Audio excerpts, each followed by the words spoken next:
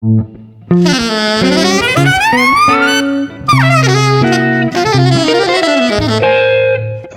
Jazz.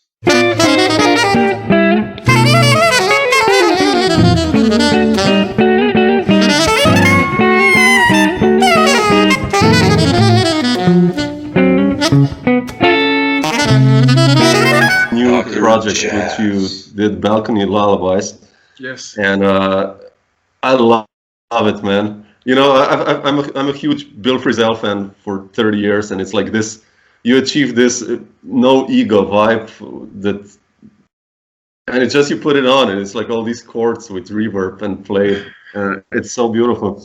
And I wanted to ask you, how did you decide to do that project? I mean, like, kind of, I followed on Facebook. You did these concerts, but where did the initial idea come from? Well, it came from my wife, actually. Oh, really? Yeah. She very, very often has the right answer for a lot of things. Oh, okay. And it was her idea that I would go out on the balcony to play in the first place, which I didn't want to do myself. But then when I was out there, played the first song, and the neighbors responded the way they did, it was quite an amazing feeling, because, you know, when you go to play a concert, people come voluntarily. You don't impose music on them. In most situations where you impose music on people, it's on the street and they don't really appreciate it. So I didn't know that there was a sort of other setting available to us as musicians. This was a new situation. I go on the balcony in the evening. You put up an amplifier and... I put out my amplifier, and I put it out very loud, because I decided if I do this, I better do it right, you know? Yeah. And I was a bit, you know, worried that people might find it disturbing because their kids are about to go to bed. But it was the quite opposite. I mean, I had the most amazing messages from my neighbors. Some of them said they were really scared in this time. And this was in March, when nobody knew the perspective of this. Yeah. So a lot of them said to me, or a couple, for example, who were having a baby, said, every night we lay down on the bed, we open our windows, and then we listen to this and just dream for 4 minutes, allow ourselves to forget all this, and just... Oh, wow. And I was just like, wow, is this possible? Because, I mean, I was still playing how I would normally play. You know, I didn't try to play... Well, in the way I played for people, definitely. I played for them, but I put everything of myself in there, chords and weird harmonies, you know, things that could maybe disturb somebody. Yeah, sure. But so I've discovered sort of many things about, you know, how you think of yourself as an artist, and what's possible to do, and how people perceive music, and how you can actually perform. So you played basically just one kind of lullaby per evening, or? I'll play one song a day, and I pick the songs out of, basically I just try to find the most beautiful melodies I could. So if the melody just really kind of spoke to me, then it didn't matter if it was a children's song or if it was a classic like Somewhere Over the Rainbow. Yeah, or Nearness of You, like I saw you did, yeah. Nearness of You, like I really just asked myself, do I just love this melody? And if the answer was yes, then okay, then well, I'll do it. And then you know, I would typically just play the melody. Actually, I almost didn't embellish the melody, except from the harmonic side of things. So that was the concept, just to play that beautiful melody the way it was written, super clear, you know, as clear as I could, but wrap it into a new context harmonically that in my world would make the melody stand out even more. So conceptually, that was what I was trying to do. Yeah, no, take a melody you already love, and then you try to, like, you know, blend and mix it in a different way, so that play it slower, play it, you know, so that the second note really, really rings out, and you can really hear what it means. And that was what I was trying to do on this album. And how long did you play then? This, like, every evening, like 30 days, or? Yeah, it was like 28 nights. Wow. In all kinds of, I mean, sometimes it was really just 2 or 3 degrees warm, so it was like almost frost, and my guitar would go out of tune. So every night I had to put the guitar out a few minutes before, and it would retune itself. Like it increase tension Yeah, to sure. half a note. And then when I picked it up, I was like, and then time to play. That's amazing, man. But how did you decide then to do the record? Like this was, so you did this like for 28 nights, and then like you thought it would be cool actually to do that, or? Well, halfway I realized that, because people started listening through Facebook all over the world, and I realized how much this, could mean to people, because I got these messages saying, I'm in Canada, you just made my day. I'm a nurse in the US, and I listen to this music every night or every morning before I go to work in a COVID department. Really? And, I was like, this is just amazing. Like, I'm touching people in a way that I never knew was possible, just by sitting and playing these small songs. Yeah. So halfway, my girlfriend or my wife said to me, that's the same person, by the way. Yeah. good to mention. Yeah. My wife, Laura, she said, why don't you do a Kickstarter? I mean, instead of like asking people, because some people were saying to me, you should charge money, none of us are making any money and you're just playing for free every night. And some of my colleagues were saying, you should charge money or ask people to donate. And somehow I didn't want to do that, because this was not about money. It was about giving music to people. Yeah. Really, that's simple. And then I realized, well, if they also want an album to last, for many years, then I will make one. But I'll let it be up to people who listen if they want the record or not. So I actually didn't believe in it myself. So I made a full budget, the way budget should be, where everybody gets paid. The engineer gets paid, the best studio, graphic designer. Everybody gets a fair, what it actually costs to make an album, which I guess people know how expensive it is. And then after 3 weeks, it was a success, which I still can't believe. So, but very stressful 3 weeks of and also starting to hate myself about posting about this stupid album all the time, especially because this was just meant to be, every night a song for everyone who would want to hear it. And that was enough for me. It was so moving to get all these messages. So but then in the end, the Danish label Stunt took the album and released it properly. So now it's really kind of out there. So. Yeah. But in the studio, it took you like 2-3 days or? I decided to do 3 days in the studio, which is a bit longer than I would. I made most of my records in 2 days. Yeah, sure. We did an album together in 1 day. Yeah, sure. Exactly. I wanted to ask you something. Like, I spoke the other day to Peter Bernstein, the guitarist, and he did this amazing record, solo, Live in Smalls. I don't know if you know that one.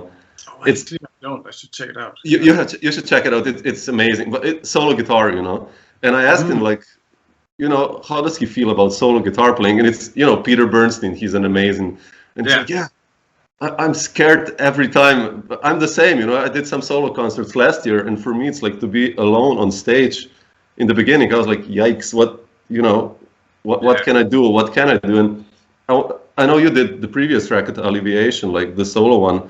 How do you feel now, especially after this, or in between this COVID, when you did some solo concerts, or even before playing solo guitar on stage? Is this scary for you, or how do you approach this, like? Mentally, especially. It's changed a lot. I remember I did a solo gig in 2015, which kind of came out of the blue, and I didn't really plan so much. I just thought I'll just go in and improvise and I'll play some songs, and then I realized after that solo gig that, well, I was the same as you. I was a bit scared of solo guitar. Like, what is that?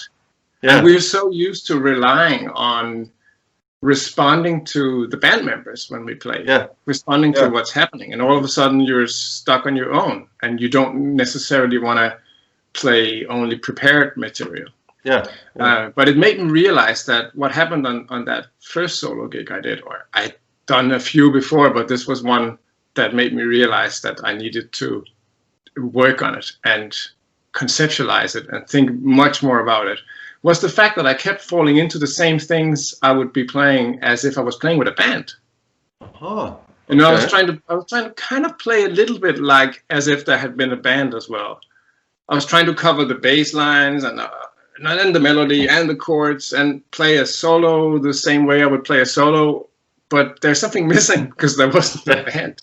Exactly. So it changed a lot for me in 2016 because I found this Gibson in New York in this old LG2 from 1945 that had just a tone that really spoke to me. But you couldn't play a lot of things on this guitar. For example, in the high register, it doesn't. Yeah, because it's sure. Yeah. It's kind of a messed up guitar, you know. So then I realized I thought I'll try to make an album that's for the guitar. So I'll take the premises of the guitar as a starting point and then try to write music for it. And the music I ended up with actually made more sense on solo guitar than with a band or anyone. Yeah, because it's really chordal. Yeah, the first, it's like really chords and like almost fingerstyle, like sometimes the previous one. I mean, yeah. Yeah. Oh, okay, makes sense. So I really took some concepts and like, for example, some finger picking concepts and decided I will write a tune from beginning to the end with this concept. It still has to fulfill the requirements that I would normally say, like it has to be a strong tune. I mean, it's it's not an exercise. You know, it has to be a good piece of music, but I want to write it within this concept. Yeah. And then I let myself be open to style-wise also anything that I thought was okay. So if I write a folk pop tune, that's cool. Yeah. If I write a complex atonal piece, that's cool too. And I gotta say, like Jason Moran's solo album really was a big inspiration. Oh, really? Oh, and an opening for my mind for how to do a solo guitar album. Oh, wow. It's an Armory concert album. Yeah, yeah. When I I've heard about it, but don't recall now. Yeah. Yeah, but that one was for me like I listened to that for a period every day, and then I started doing this solo stuff. Oh, wow. But then one thing I should add to the new album is it's basically reharmonizations. And I've always had an interest in reharmonizing tunes. And what I mean by that is not just like take a tune, make a few reharmonizations and that's it, but like sit with the song for weeks, months, and see if you could find another way to really change the color of it. Sometimes very drastic, sometimes it's just small elements, but still by keeping the melody, right? Like that's one song I listened to it like 6 times. That the second Elephants Fugue, I don't know how to pronounce. Vogelwiese, man, it's so basic, you know, like, but it's so beautiful what you did, like, and but I know what you mean now. Yeah, that song is funny because as my wife was also saying, like, the versions available online of this tune already, they're horrible. I mean, they're fucking terrible. It just makes you want to kill that tune if you listen to them. So but it's a beautiful lullaby and very hard to sing because the melody is moving like crazy. But actually, it's really standard changes. It could have been a standard. Yeah. So it's a funny piece of music, and it's one of the tunes I didn't so much. What I really changed about that one was the tempo, like really playing it slow. Yeah, okay. A lot of the versions out there sounds a bit more like a Schlager kind of. Yeah, okay.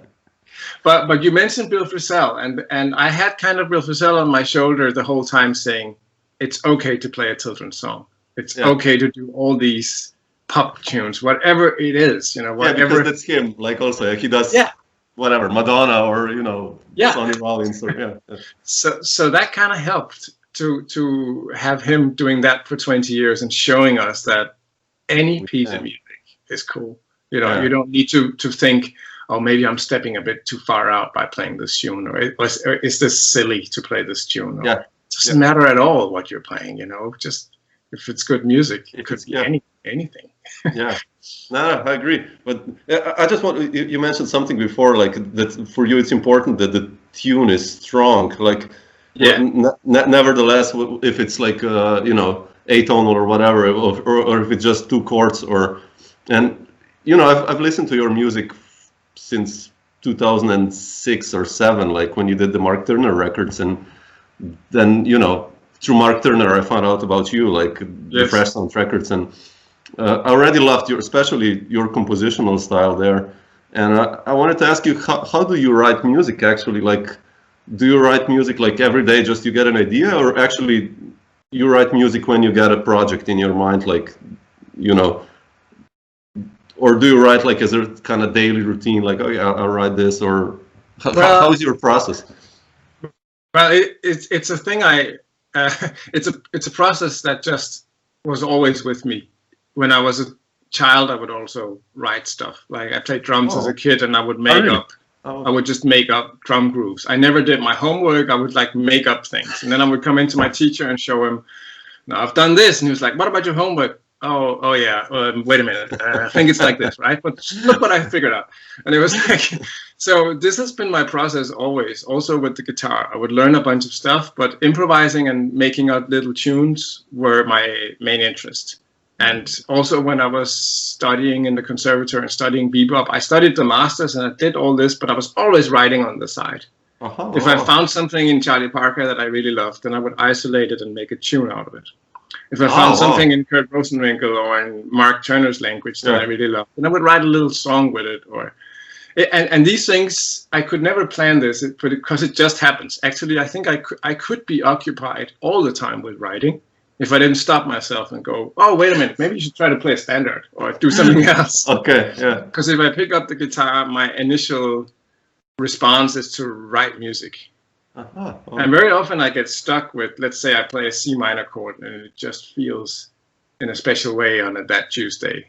Then I'm looking for like the C minor and here's the melody on it could be just on the third. And then, okay, where does it go today? And then maybe it goes to major. And I'm like, no, that wasn't it. I'll sit back and like maybe half an hour later, I will find, like last night, for example, I had a little movement. It's just 3 notes and they keep moving. And I came up with like, I think 7 little fragments that fit together, but that took the whole evening yesterday. Wow. So this is the... but when you get these ideas, then let's say then you get a project in your mind, then you browse through these ideas and then you kind of shape them in a tune or... Yeah, well, what I tend to do is have enough project going so that I have an output for these things. Okay, cool. So at the moment I'm working on an acoustic album of solo music. So that's my own music. Oh, really? Oh, wow. I'm working on an acoustic, maybe also acoustic electric album of Danish composer Ben Sørensen's music. Okay. And I'm working on new trio music and new duo music with Mark Turner. Seriously? Oh, wow. So when I write something, often in the end I would think about, I think it belongs over here. And then it would take a little while until I realize if I'm actually working on a new trio piece or a duo piece. Yeah. But one thing I would say that I realized lately is I think it's very important to have like a very inspiring instrument to work on. So I've been basically writing for my different guitars. Okay. So I bought a guitar in 2018, a flamenco guitar made by a builder in Granada. And now I'm writing music for that guitar, and some of the stuff I write really belongs on that instrument. Yeah, you play differently then, of course. Yeah, and I cut my nails off. I'm playing with the fingers, which completely fucks me up. I can't play anything fast. Like if I even try to play like da, da, da, da, da, it's impossible. So in a way I'm back to zero. I put on gut strings and I retuned it like a Baroque instrument. Oh, wow. And now I'm writing for that sound and for that instrument. Oh, beautiful. And I'm still writing for the LG2, which creates different music. When I'm composing on that, something else comes out. But you compose on guitar, like always, more or less, or? Yes, I'm always composing guitar. I took some a lesson with my hero Ben Sørensen. It's this Danish composer.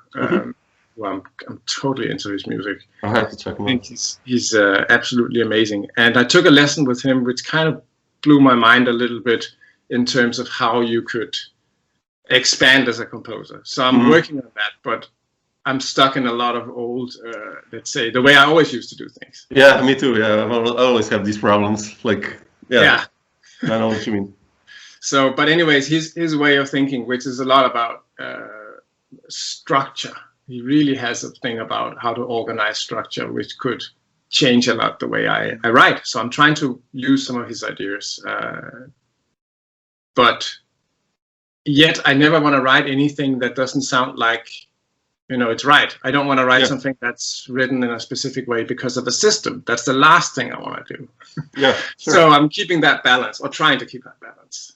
Yeah, it's hard. Yeah, it's hard. But we have to develop. It's good that you challenge yourselves with, you know, detuning. I mean, retuning your guitar and stuff like that. This is really cool, because then it's like, you know, I think Rosenwinkel did that, right? On the next step, I think. Yeah, he did that crazy tuning project that really changed his sound. Yeah, which is quite cool. I mean, speaking of Rosenwinkel, you mentioned Mark Turner before, right?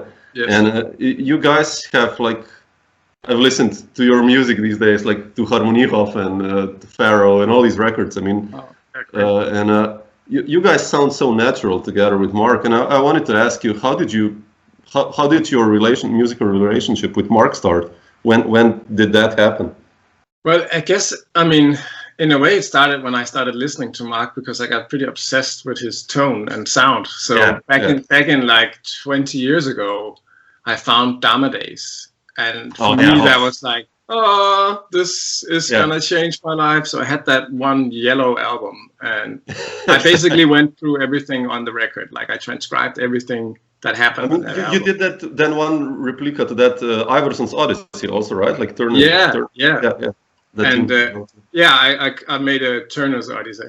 I which love was that. another blues with a similar, like with some of his language. I love that. Yeah. But I got in touch with Mark after I was in New York in 2005, I think, and I played a bunch of sessions with people, and some of them were encouraging me to do something with basically what became the album 4 with Mark on it. Yeah. And I was trying to meet Mark over there. I had no intention of asking him to play at that time. I just wanted to have a lesson. It was 2005. But then I came back to Copenhagen and I started playing this music with many different people, and somehow I just always heard Mark Turner's sound on it. Because a lot of the harmonies and a lot of what was going on was resembling what Mark was doing on Dharma Days in some ways. And so in the end, I sent him a CD. This was, you know, I got his phone number, I called him, and I sent him a CD of my band playing with Sean and Jeppe. Sean Carpio. Yeah, I love Skovbakke. And I somehow also thought these guys would sound incredible with Mark. So I think I even said something about I'm just gonna play like a melody and then I'll stay away and you free people can play and then I'll come back in. Or like because I was obviously, we were all pretty humbled about the prospect of playing with Mark. But he liked the music, and then he came over to Copenhagen. We did the album, and then it just felt really great. And I could tell that, you know, Mark was saying afterwards, this would be fun to tour with, and he gave me some contacts. He got me in touch with an Italian promoter who hooked up a tour for us, and basically gave me some contacts of some really great European venues where he thought this band would be suitable. Oh, beautiful.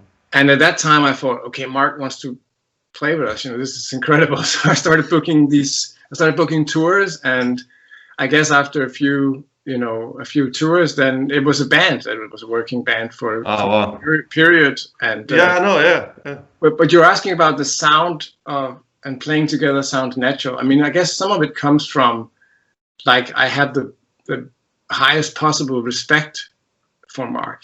So, and Mark is possibly the best saxophone player in the world to blend into a musical context. He's the perfect sideman. Yeah, he's amazing. Which is amazing because he has such a personality, and he could just be doing his own projects from now on until the end. You know, he wouldn't have to play with anyone else. You just play solo saxophone or whatever. You know, he has so much to say yet he has that quality to him. He's just able to.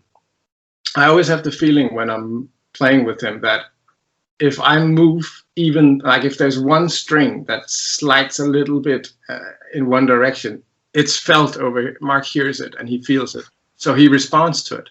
Yeah. So the level of attention and focus when you play with Mark, you need to get up there. You need to increase yourself. Yeah. And this was an amazing. You know, we did more than 100 concerts over the years, and with me and Sean and Jeppe, you know, it was just amazing to have him and play with him for this long time.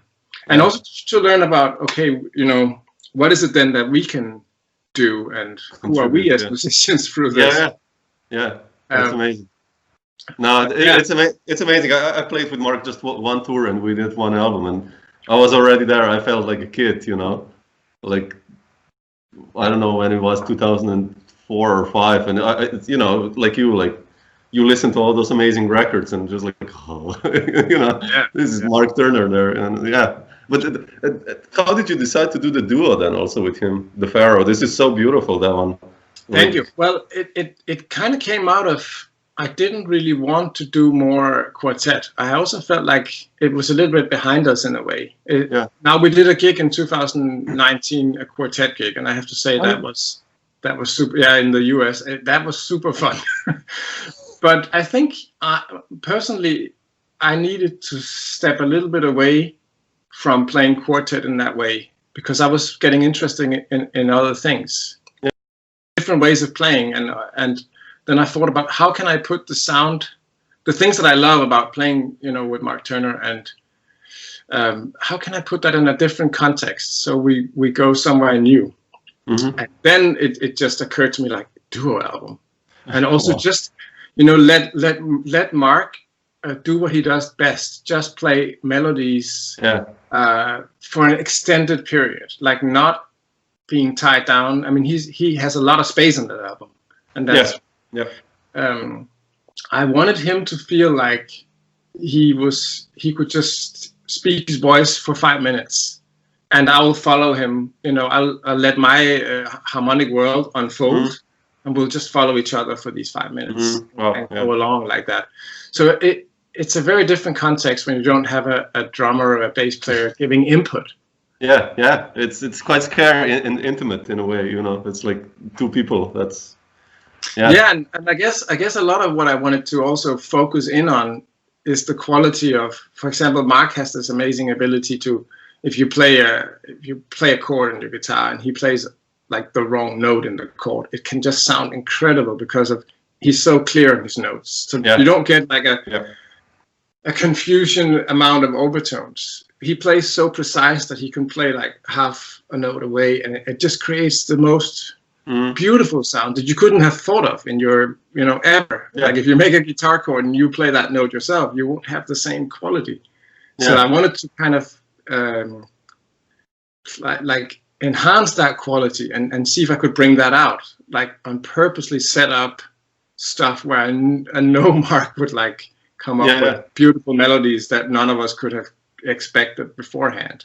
Oh, it's so much sense. No, so that's the focus of the album. That's kind of what I was hoping to bring out, and everything, almost everything. To the new duo. Sorry, what's that? So much looking forward then to the new duo. I'm curious. I have to make sure I have a set of music that takes us to a new place, so it will take a little while before get there. It's so cool. I mean, like, I love those bands. I mean, everything you did with Mark, it's like I said, it's like, you know, it would be easy to fall into like this kind of, you know, Kurt Rosenwinkel-ish vibe following the quartet, but I think you found like, I mean, already you have like quite a different sound on a guitar. I think for me at least, recognizable when I hear like, and it's nice that you did like your own, you know, way compositionally and everything, like with the quartet and the duo, by the way. So I love that. Well, thanks. I wanted to ask you one other thing. Like you said, you love doing this different, you know, projects at the same time, kind of. How did you decide then to do also the trio with Kevin Brau and Jeppe, right? Those two records at Black Tornado and the other one. Yeah, well, Fenway, yeah. In some ways, playing trio with, especially with Sean Carpio and with Jeppe Skovbakke, feels a lot like kind of coming home. You know, we were also Sean on drums and Jeppe on bass were part of all those tours with the Mikkel Ploug group, and with Lawrence Stillman, with Bill McHenry, with Mark Turner, with Robin Finker. We did some stuff with Simon German, that many different people, Pete Robbins, we did tours with Robbins, him. I heard that. Him as well. So like all these people were often involved in the same. I played in Sean Carpio's own bands, and it was always this group of people. So we really became friends over the years, and there's just a musical connect and the way things sound when I play with Sean and Jeppe that I don't get with anyone else. It's very, very different with them, and there's an understanding of what each other's like what we're doing. That when Jeppe plays something, when Sean plays something, you just know the thought behind it. You know where it's coming from. You know kind of what they're trying to do. So it's not the easiest, actually, the three of us. When I play with Jeppe and Sean, I always feel like we're free drummers trying to mess up each other. That's kind of always what we're trying to do. Like, and sometimes maybe it could have been easier, I think, to play if you wanted to do a guitar trio album, to just pick another rhythm section that where you know what you're going to get. But the idea of, well, what happens when I play with Sean and Jeppe is always to push things and always to try to come up with something new. Yet there's this familiarity. Feels like a family, and I think I will have that trio for my whole life. Yeah, that's beautiful. But also compositionally, man, it changes, right? Because like on that at Black Tornado, you kind of went. I listened to the other day, like you went more into songs in a way, like they're like 3 minute long, and yeah, it's true.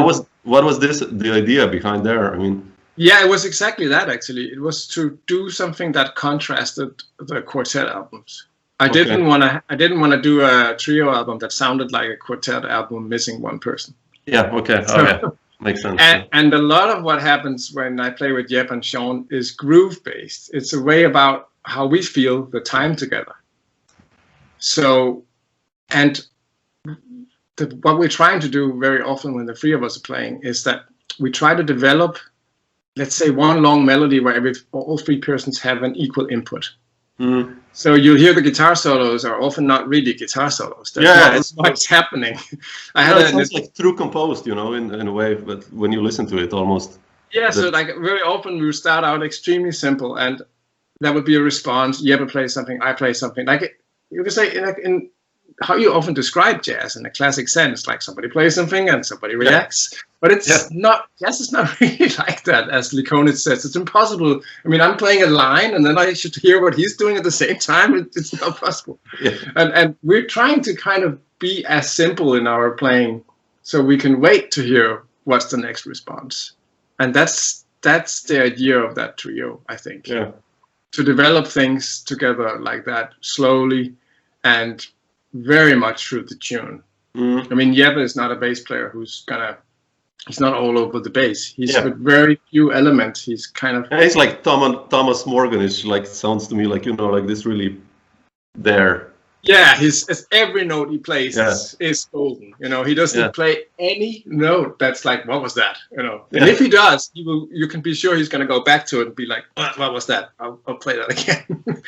And that character is a part of the trio to have, Jeppe on bass, I think. So yeah. I wanted to ask you also about this other trio, which is one of my favorite bands. Like, I think we spoke when we did that recording concert, Equilibrium, right?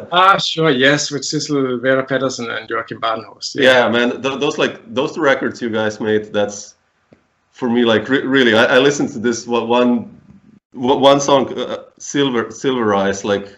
Yeah. I think I told you. I think I listened to that like one time. Like it's so. I wanted to ask you how that trio was formed and. Because like it's more like a chamber concept trio, and how does your writing also for that trio change then? Like, yeah, this was happening already in 2004. So at the same time as actually when I was doing the quartet album with Mark. Oh wow! I felt like I had one part of me that was following like the jazz tradition in a way. I was studying bebop lines. I was Kurt Rosenmickel came and showed us a new way to play the guitar. I was following this, and then another part of me was developing something else. And the first tune I wrote was that really made me realize this is not quartet or trio music. Was the tune November, which is the opening track of the first Equilibrium. Of Equilibrium, or the second track actually. And then I heard Sissel sing, kind of a coincidence, and I was kind of blown away about her ability to, first of all, be as an instrument. She can just sing like an instrument, perfect pitch everywhere, all register, But apart from that, she also just has a crazy mind. She would do all kind of fascinating things with effects and, with the voice. And so I decided I wanted to ask her and to see what happens if I introduce this music to her. What happens then? So the two of us got together and played, and then we realized, okay, we can really find something together here. Oh, we wow. were very different personalities, but somehow, sometimes you need that. If you play with people who are too much like yourself, then you need some contrast. And me and Sissel had that contrast for sure. And then, actually, she just said, I have too many duos. Can't we add a third person? Cool. And I was like, I have one in mind, because Joachim Badenhorst is such a free-spirited, he's amazing clarinetist.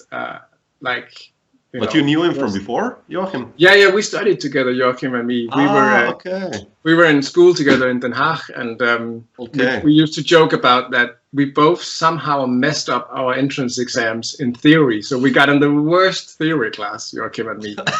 So we were like, I think he was 17 at the time, and I was 20, and we were in the worst theory class, and we would joke about how shit we were because we were in this, I remember when I figured out it was the worst class level, I went up and said, I don't want to be in the worst level, put me in the next one, and they changed me. But this was like, but Joachim and me didn't play so much together, actually.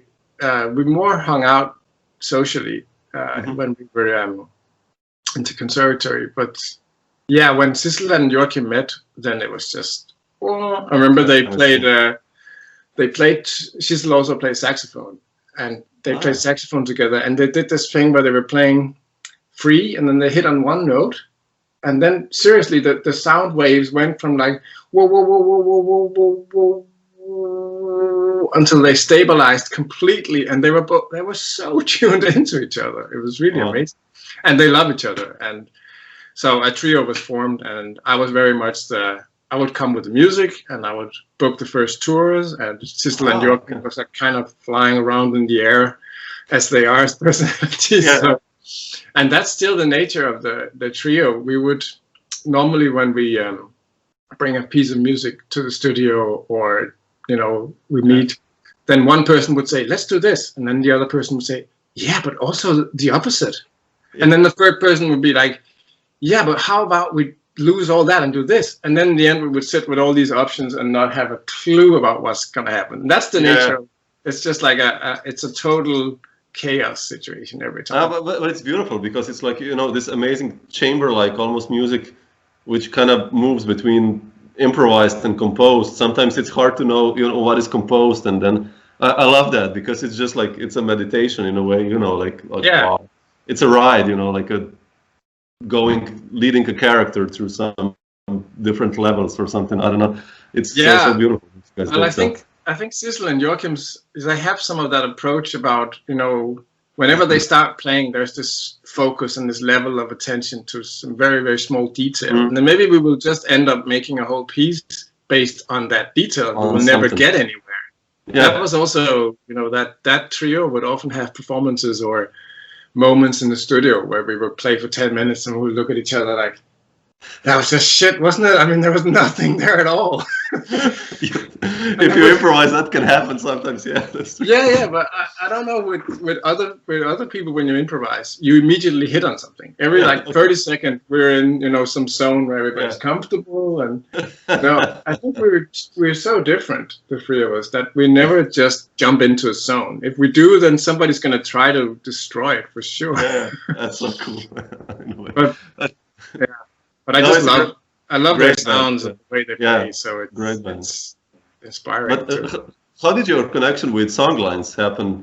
Because I love that label with Tony Rife. I mean, I have so many records of that label, and then I was quite surprised. You did Fresh Sound through Geordie, and then Songlines. I was kind of different. How did that happen?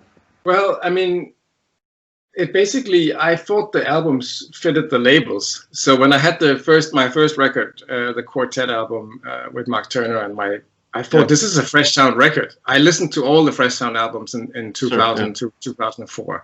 So I just called Jordan. I was like, "Did you listen to the record? Did you listen to the record? I think it should come out on your label, you know." Blah, blah. And he took it within 1 week, and exactly the same thing happened with Songlines. I thought this was a Songlines record. I loved the label's profile. Yeah, it's amazing. You know, not really knowing what the albums were going to sound like, but somehow I thought the record we did belonged on Songlines. So I sent a copy to Tony Reeve by mail, and then I called him like every third day and said, "Did you listen? Did you listen?" Because somehow I was convinced, you know, because I loved Sissel and Joachim's performance on the album, and I just thought it sounded so good. So it moved me enough. So I thought it has to move Tony Reeve too, surely. Yeah. And I mean, I don't know. I was quite blunt in my like pushing it, but he really liked it. So within like a week or two, he also decided we'd put this out. Oh yeah, that's so cool. Now it's been 5 albums, I think, with Songlines or something in total. Or wow, really? All right. Wow, sure, that's 3 Equilibrium records, right? And did I do 1 or 2? Yeah, well, 4 albums with Songlines. 4, yeah, because then you did also Whirlwind, right? Yeah, Whirlwind in between. Yeah, I've been kind of jumping between record labels a lot. Yeah, but really cool labels, because you know it's good. I think it's good in a way that, you know, it in a way your music then gets heard more. So I think that's a good thing. Yeah, I hope, at least, you know. It's difficult in jazz to, you know, really know. Yeah. I just wanted to ask you one thing. I saw in your biography and that you played with Kenny Wheeler, and I wanted to ask you, when was that? I mean, I'm like, you know, he was he's there like with Bill Frisell and some other guys. Yeah. Like on a pedestal, like, kind of. When was that, or how did that happen? Or well, that was actually when I was still studying. So he came to The Hague for a few weeks, I think, and he was playing with the big band, but then they also had like a small band with him. So that's, you know, so it wasn't like Kenny Wheeler called us up or anything. He didn't know. I was in the 3rd year, I think, at the conservatory or something like that. Wow. So, but anyways, the amazing thing was we got to rehearse with him for a bunch of days, and then to perform at the North Sea Jazz Festival with this small group. Wow. So it was, I mean, what a gift, you know, so to be able to, hang around him and play his music. We're just playing his tunes, and I had the tunes a few weeks before, so I remember just practicing them every day, and just being able to go like, now we have a Kenny Wheeler project, he's going to be there, he's going to play on it, he's going to tell you, you know. Yeah. So that's that. It was basically like I was lucky to be in the right place at the school, because of course there's only got one guitarist in that combo. Yeah. Amazing. Yeah. Can we go just a little bit back? Like, I never asked you that. Like, who were your people like when you were at Den Haag? Like, that you studied? Who did you listen to, and who did you study with? I mean, but who were your influences that you would say? I mean, sometimes in Equilibrium I hear Ben Wonder, let's say, or stuff like that. I mean, who are your guitar heroes, if you could? Yeah, well, I gotta be honest, like, I don't have a lot of guitar heroes. Most of my heroes are like, you know, Shostakovich, and at the moment Ben Sørensen, and that's gonna last, I think, for the rest. Like composers. Okay. And with guitar players, I mean, Frisell, as I say, I always just come back to Frisell. I mean, who did you transcribe, let's say, when you were studying or listening to? When I was studying, I kind of worked my way through history. Okay. So I started with Charlie Parker and some stuff earlier prior to Parker too. Yeah. And I was transcribing horn players mainly and pianists. Okay. So like Coltrane, Sonny Rollins, Coleman Hawkins, Charlie Parker. Basically try to get the language, the jazz language, the bebop language.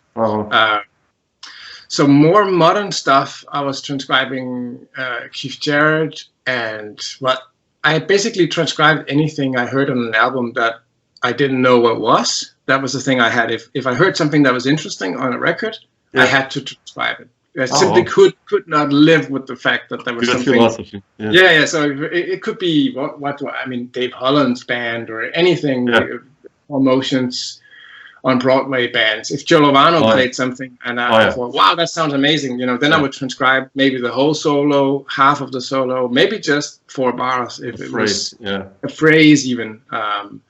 But I transcribed tons of Mark Turner, that's for sure. I mean, I wanted to get into that language, so I did really a lot of Mark's to kind of really get into his language.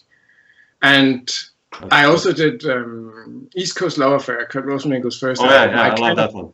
Took that album apart. Over a few months, I kind of went through the whole album. And just very focused, because his chord playing and the way he was mixing up, playing melody and chords was totally new for me when I heard that. And like now it's 20 years ago or 21 years ago, and I thought I have to figure out what he's doing. So yeah, so those were like a lot of history, a lot of jazz history, and studying that, and then building slowly. Like some more, let's say, newer stuff. Yeah. But I had two guitar teachers. One is called Peter Nieberg, who is like super great at teaching the tradition and standard. He would know 2,000 songs by heart. He all the little differences, and he would say like, I hear Keith Jarrett play this in the melody, but originally it's this, and I don't understand why would he play this when this is more beautiful. And he would like really focus me in on, okay, you got to go back to the original, find the original standard, and figure out what was meant by the composer of this song, of this tune. So anyways, he was a fantastic jazz teacher for like traditional jazz guitar stuff.